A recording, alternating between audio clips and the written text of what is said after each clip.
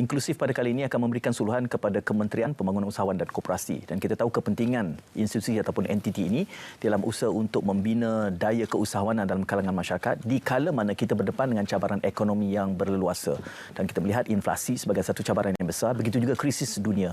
Kesemuanya ini akan dibahagikan kepada dua aspek. Yang pertama, kita bercakap tentang keusahawanan dan disusuli pula tentang pembangunan koperasi. Jadi tidak lain tidak bukan tetamu inklusif pada kali ini adalah Menteri Pembangunan Usahawan dan Koperasi Yang Berhormat Tan Sri Noh bin Haji Omar. Tan Sri, Assalamualaikum. Waalaikumsalam warahmatullahi wabarakatuh. Terima kasih Tuan Syed sudi menyebut saya. Ya, terima kasih kerana bersama kami pada waktu ini.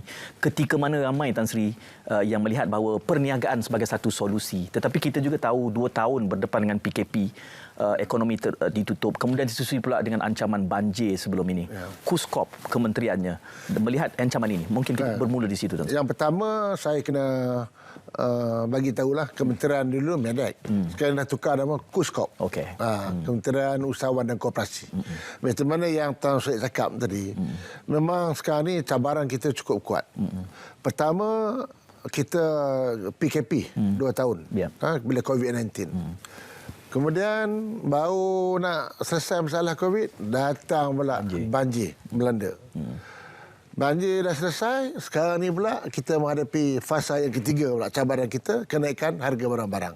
So, 3 perkara ni eloklah kalau kita bincang bagaimana Kuskop memainkan peranan untuk membantu keusahawanan. Baik, yang pertama, waktu kita PKP dulu.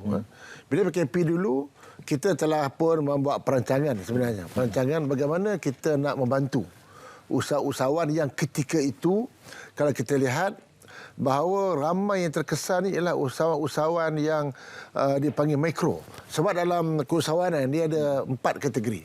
Satu dia panggil informal. Usahawan informal ni artinya usahawan yang berniaga tepi jalan, daripada rumah, tak ada lesen perniagaan, itu informal.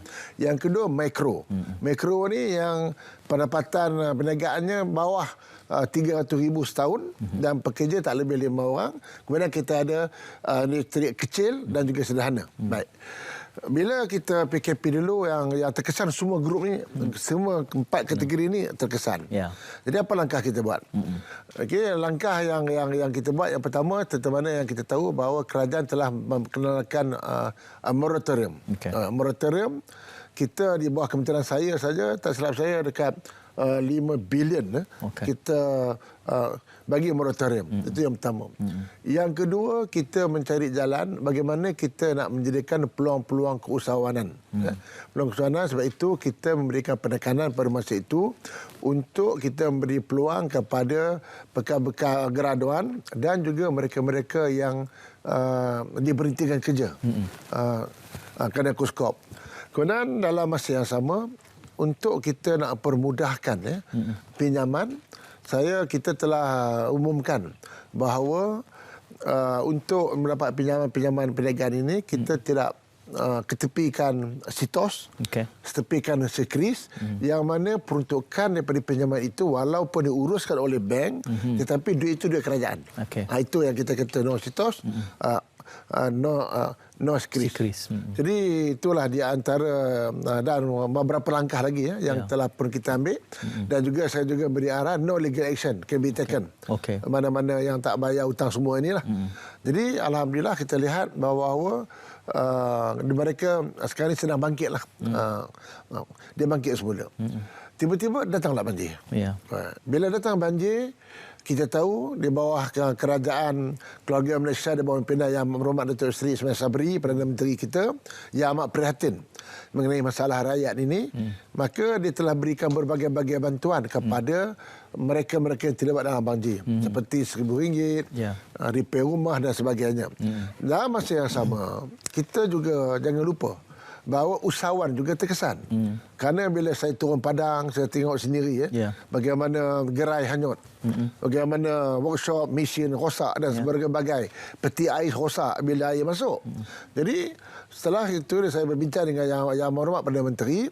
Yang Berhormat Menteri memang memahaminya dan dia amat prihatin, dan kabinet telah bersetuju untuk mangsa usahawan, usahawan masa banjir ini juga harus diberikan bantuan segera. Maka kerajaan telah meluluskan sebanyak 200 juta. 50 juta untuk dibagi geran.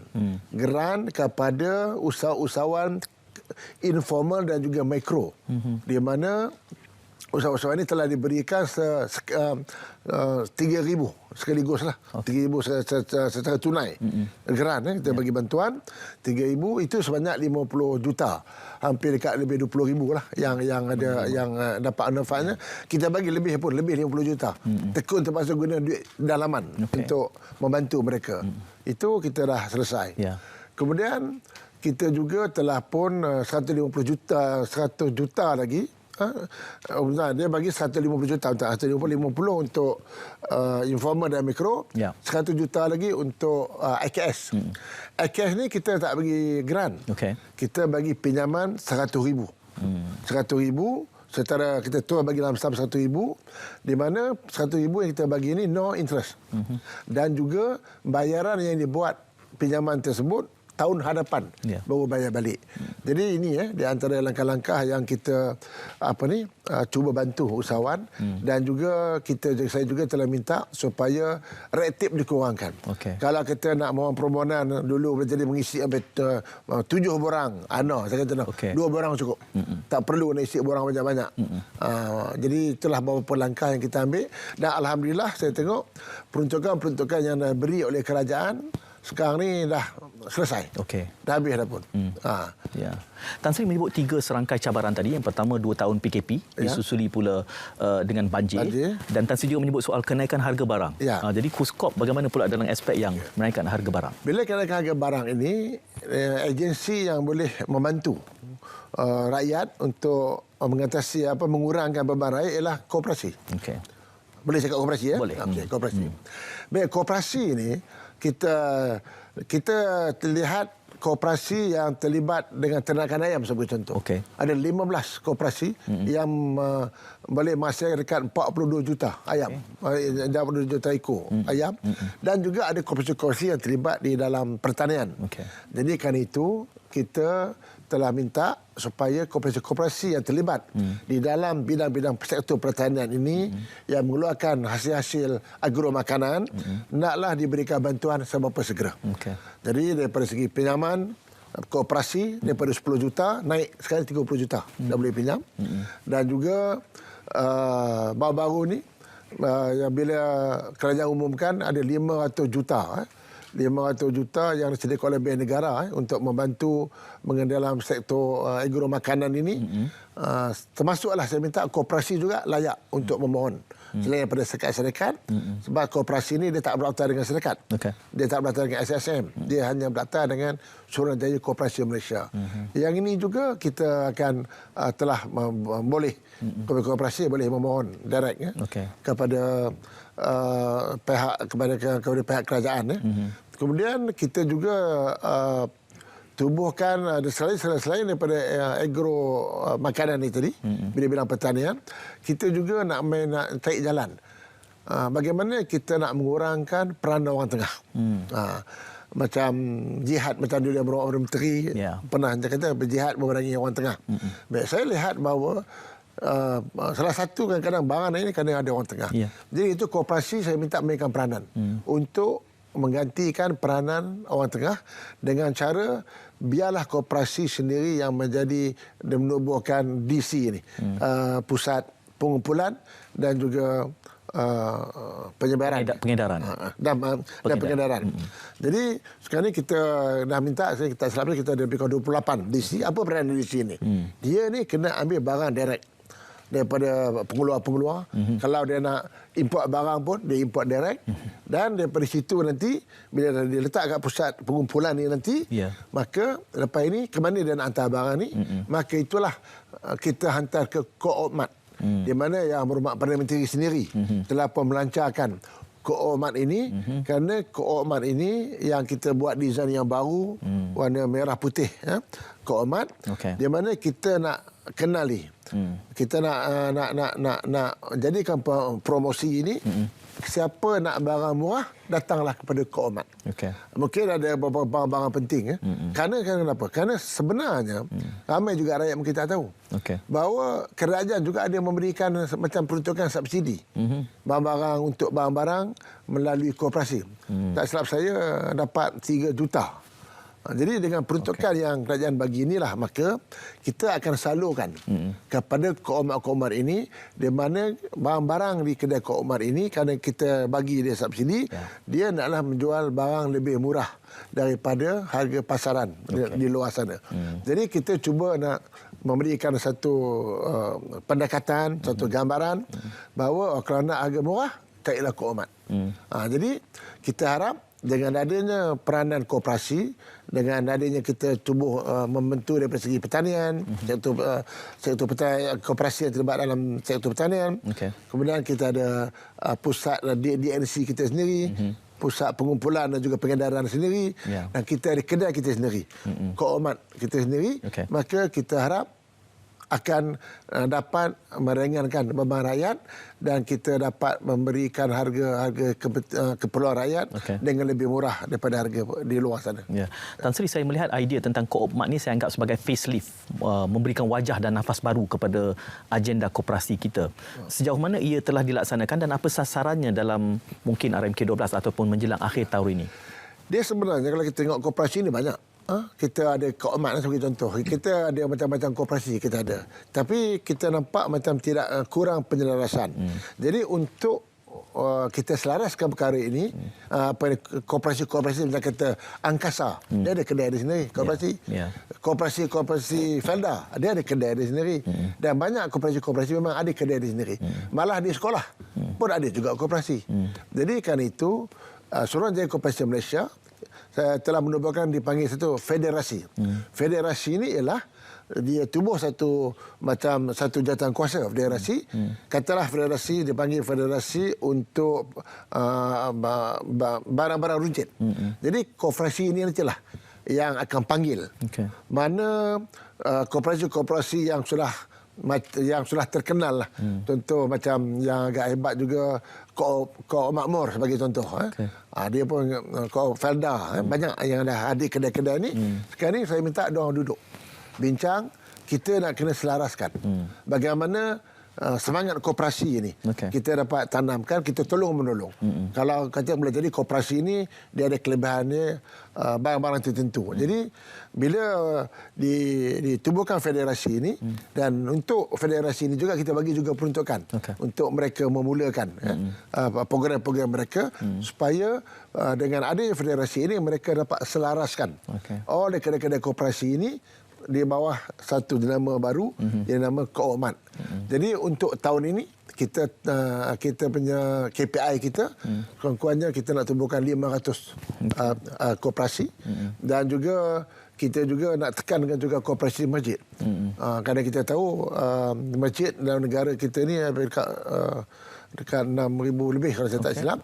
Tapi yang ada lebih kurang 400 koperasi saja. Jadi tak sampai 10% masjid ada koperasi.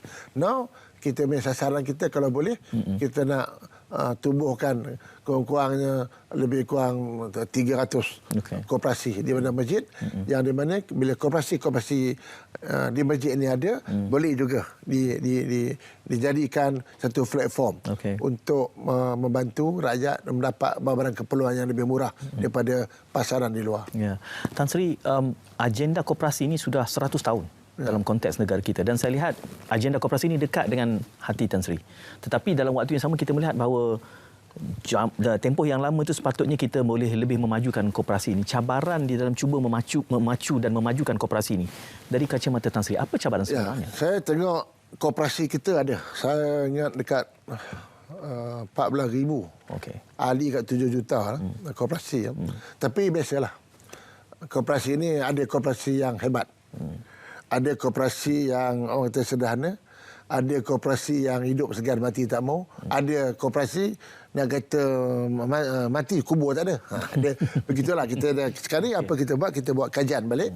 Kita lihat, tetapi pada prinsipnya kalau kita lihat dividen every year, saya tengok nak dibandingkan dividen-dividen yang diberikan oleh lain-lain dana nak bandingkan koperasi, saya boleh tengok kebanyakan koperasi dia mampu memberikan dividen sampai 6%, 8%. Okay. Ada yang bagi 10%, 15% pada dividen diberi kepada ahli-ahli dia.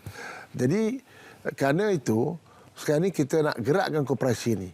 Kalau koperasi ini mesti dilihat dia mesti boleh bersaing dengan syarikat-syarikat swasta. Yeah. Bukan lagi third force kalau boleh. Sebab kita lihat dalam bidang pertanian sebagai contoh, ada koperasi kita ada lebih 1,000 hektar tanah yang banyak kata ternakan ayam. Kemudian ada juga koperasi kita yang ada kilang sendiri yang mengeluarkan produk-produk makanan. Jadi semua ini nanti kita kena selaraskan, yang saya kata kita tubuhkan federasi-federasi ini supaya kita nak selaraskan. Mudah-mudahan 100 tahun koperasi kita ditubuhkan, koperasi ini akan menonjol. Sebab dalam koperasi ini kalau kita lihat, bukan saja kita ada Suruhanjaya Koperasi Malaysia, kita ada IKMA, Institut Koperasi Malaysia, yang mana siapa yang jadi lembaga pengarah sesuatu koperasi, dia kena wajib mengikuti kursus-kursus ni. InsyaAllah boleh kita bantu. Dengan kayanya model koperasi ni, mungkin ada bentuk koperasi yang wajar kita wujudkan yang belum ada dalam Malaysia. Secara ringkas dari kacamata Tan Sri. Saya tengok koperasi sekarang ni kita pertama nak permudahkan dia, kita telah kurangkan saat-saat jadi ada koperasi. Dulu nak jadi ada koperasi 50 orang minimum. Now 20 boleh. Jadi siapa yang boleh tubuhkan koperasi? Saya tengok sekarang ni koperasi family. Kalau Tuan Syed ada family, bolehlah tubuh koperasi Haji Syed. Hanya 20 orang saja. Kalau graduan pula, kalau graduan nak tubuh lagi, tak silap saya hanya 5 orang dah cukup boleh tubuh koperasi. Kemudian kita lihat banyak sekarang ni kaki tangan kerajaan, dan juga kadang pekerja-pekerja. Kalau dulu dia orang ada union sebagai contoh, juga boleh diwujud boleh dalam bentuk tubuhkan koperasi. Jadi ada kaedah yang boleh diperkaya dan diperkasa untuk pembentukan koperasi ini. Nanti menyusul bersama Tan Sri lagi, kita akan mula melihat kepada elemen keusahawanan, e-dagang dan seumpamanya. Ini kesempatan yang sangat berharga. Saya ucapkan terima kasih kepada Tan Sri 20 minit bersama kami, dan teruskan kesihatan anda untuk inklusif yang berikutnya. Kita jumpa lagi insya-Allah. Assalamualaikum. Assalamualaikum.